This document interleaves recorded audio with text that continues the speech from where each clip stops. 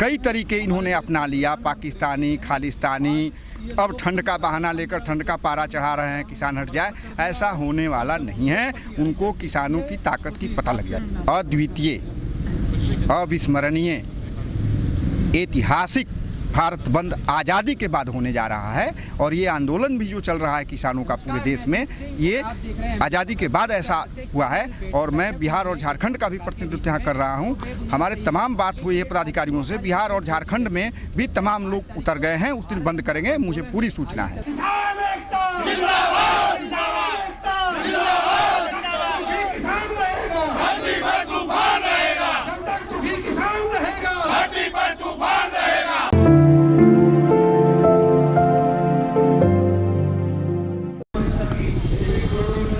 शैलेश जी, आज आप किसान आंदोलन में शामिल हुए हैं, क्या लगता है क्या सरकार आपकी बात मानेगी?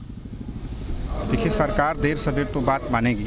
सरकार, सबसे अहम मुद्दा ये है कि सरकार लगी है हमारे किसान आंदोलन के मंसूबे को, ताकत को तोड़ने के लिए। तोड़ने का एक उनकी तरीका मिल गया है कि ठंड का मौसम चल रहा है और ठंड की पारा चढ़ते चला जाए और ये किसान सिकुड़ते चले जाए। लेकिन ऐसा होने वाला नहीं है। किसान 6 महीने के रसद के साथ यहाँ बैठे हुए हैं और पूरी व्यवस्था है। किसान ठंड से घबराने वाले नहीं, इसलिए उनके मंसूबे पर पानी फेरेगा किसान। तो क्या मोदी सरकार है जो, क्या वो किसानों का टेस्ट ले रही है?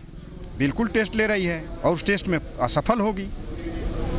करीब 5 बार की वार्ता हो चुकी है किसानों की और सरकार के बीच में, लेकिन लगता नहीं है कि किसानों की मांगें मानी जाएंगी। देखिए, मैं बोला ना, किसान आंदोलन को कमज़ोर करने के लिए टाल मटोल की नीति, तुष्टीकरण की नीति अपनाते हुए, जैसे लड़ाई लगता है कहीं तो सेना चढ़ती है, तो दुश्मन देश ये सोचता है कि सेना ठंड में नहीं आएगी, है ना, इसलिए चाह रही है कि मंसूबा तोड़ दें। अच्छा, किसानों को मतलब परेशान करना चाहती है मोदी सरकार? बिल्कुल बिल्कुल। लेकिन जो कुछ मंत्री हैं या कुछ जो सरकार के अधिकारी हैं, जो उनके कार्यकर्ता हैं सरकार के पार्टी संबंधित, वो कहते हैं कि ये किसान नहीं है तो खालिस्तानी है। देखिए, मेरा कल एक स्टेटमेंट टाइम्स ऑफ इंडिया में, हिंदुस्तान टाइम्स में कल आया है, इस पे छपा है।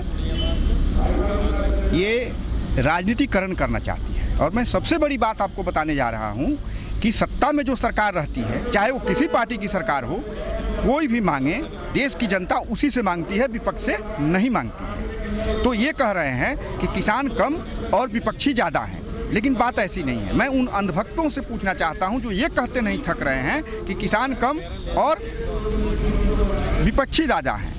जब कांग्रेस के समय आंदोलन हुई थी तो कांग्रेस के चमचे ऐसा कहते थे कि किसान कम और भाजपाई ज़्यादा है। तो इसका राजनीतिकरण न करें, इसका खालिस्तानीपन नहीं करें, है ना। ये सर, जिस तरह से कल युवराज के पिता का बयान आया है, उन्होंने हिंदुओं को लेकर टिप्पणी की है, क्या इस किसान आंदोलन को हिंदू वर्सेस पंजाब का इशू करार दिया जाता है? नहीं, इससे मैं सहमत नहीं। लेकिन जो मोदी सरकार है वो तो ये कहते हैं कि सिर्फ पंजाब के और हरियाणा के किसान हैं, इसमें बाकी सब किसान संतुष्ट हैं, वो खेतों में काम कर रहे हैं। देखिए, सबसे बड़ी बात है, सरकार की ये नीति रही है कि आपस में तोड़ो, फूट डालो और शासन करो। एक मांग, ये मांग नहीं है, ये किसानों का हुंकार है। हुंकार कहते हैं आक्रामक आह्वान को। और मोदी जी ने बहुत अच्छा किया है कोविड काल में, काले 3 कानून लाकर किसानों के खिलाफ, कि किसानों को जगाने का काम किया है और किसानों के माताओं के पेट में पल रहे बच्चों को भी जगाने का काम किया है। इसके लिए मोदी जी को मैं कोटि कोटि धन्यवाद देता हूं कि आपने कम से कम जगाने का तो काम किया है और किसान जग गया। और इसके बाद छात्र और युवा शक्ति भी जगेगी। देश कुछ सोच रहा है। अरे, मोदी जी इसलिए बैठे हुए हैं कि कोई विकल्प नहीं है। लेकिन सर, जो हमारे देश में 2 बड़े समुदाय हैं, जैसे एक तो किसान है, करीब 60% आबादी किसानों की है। दूसरा सबसे ज़्यादा जो युवा पीढ़ी है वो हमारे देश में ही पाई जाती है और ये ही बड़े पैमाने पर वोट देते हैं सरकारों को। इन जो दोनों समुदाय हैं, किसान और जवान, युवा हैं जो हमारे देश के, इन्होंने सरकार को दूसरी बार मौका दिया था। तो क्या युवा पीढ़ी भी चाहती है कि मोदी सरकार बार बार आए? देखिए, इस पर मैं कहना चाहूँगा कि वर्तमान में हमारे देश का भविष्य आशा की छिन्न किरण के समान नजर आ रही है और भविष्य छात्र युवा शक्ति और किसानों का इंतजार कर रही है, प्रतीक्षा कर रही है। मैं इस आपके चैनल के माध्यम से ये अपील करूँगा कि हे छात्र युवाओं, हे किसानों, भविष्य आपका था, वर्तमान में आपका है और भविष्य में भी आपका ही रहेगा। और अच्छे से अच्छे जनता जनार्दन में वो ताकत है कि अच्छे से अच्छे सरकार का तख्ता पलट कर देती है। हम भारत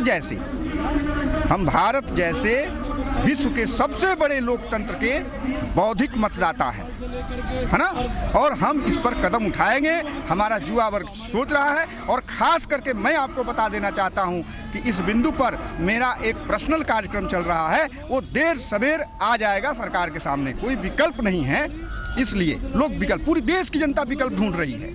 लेकिन युवा पीढ़ी कहती है कि विकल्प नहीं है, तभी तो मोदी जी को चुना था। विकल्प आएगी, युवाओं से बात चल रही है। अच्छा, विकल्प आएगी और हुंकार के नाम में आए। तो 2024 में बदलाव हो जाएगा बिल्कुल। यूपी चुनाव के पहले ये आ जाएगा, यूपी चुनाव के पहले आ जाएगा।